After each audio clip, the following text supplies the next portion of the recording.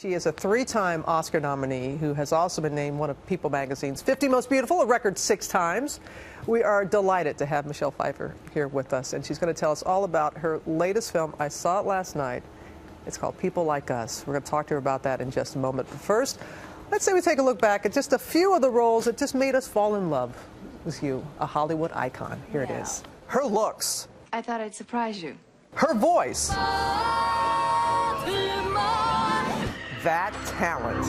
Whether Michelle Pfeiffer is playing coquettes in corsets, rocking an 80s perm, I want a divorce! or cracking a whip, she's been dazzling us for over 30 years. Pfeiffer's career started on the small screen, but it really took off when she tamed Al Pacino in the film Scarface. I have Nick the pig as a friend. Since then, the former beauty queen has played everything from an 18th century French aristocrat to a cold-blooded murderer. She even did her own vocals when she starred in Hairspray and the fabulous Baker Boys. Now married to hit TV writer David E. Kelley for nearly 2 decades, she's focused recently on being a wife and mom. But this year, Pfeiffer's fans are rejoicing. The award-winning actress already lit up the screen in Dark Shadows. And she'll soon be seen in People Like Us, alongside Chris Pine and Elizabeth Banks. For this ageless wonder, 2012 is shaping up to be a vintage year. Blowing about you. Now that we have embarrassed you, please welcome Michelle Pfeiffer here to Good Morning America. I'm so sorry. You were looking anywhere and everywhere but the screen when that was going on. But we have just such the utmost respect and admiration for you. Is it true that you still, after all this time, you still get a little nervous before a film, before doing it? I do. I used to early on. I used to actually get so nervous.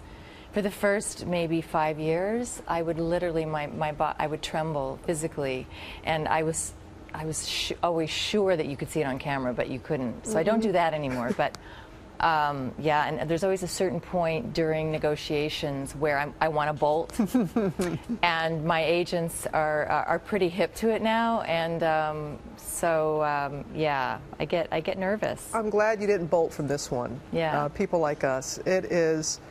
Boy, you are raw. Yeah. You are really raw, and it's something we were talking about.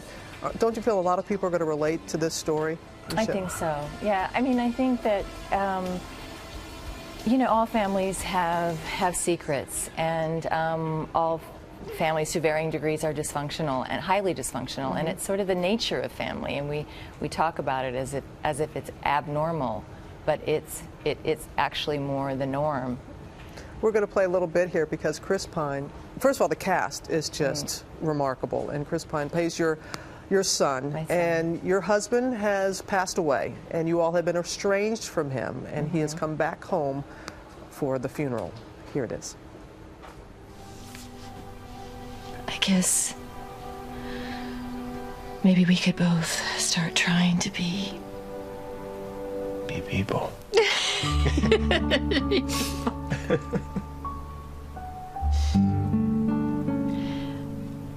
I told him it was my fault, that you were always so far away. And he said, just watch. Sam's going to surprise you. I love, you will not look at yourself. You will not look at yourself on the screen. I will. No, I do. I do. But you said even like when you're going for the screening, you go for one time, you don't like... I go for one time, yeah, because I think it's important to see. I haven't actually, there are a few films I never saw, but I haven't seen. But for the most part, I see it once. When I was producing, we used to see it numerous times, obviously, and you know the different versions of it. You get to have your popcorn that you love so much. That's true. When you That's go, true. Sometimes I only go to the movies just to have the popcorn.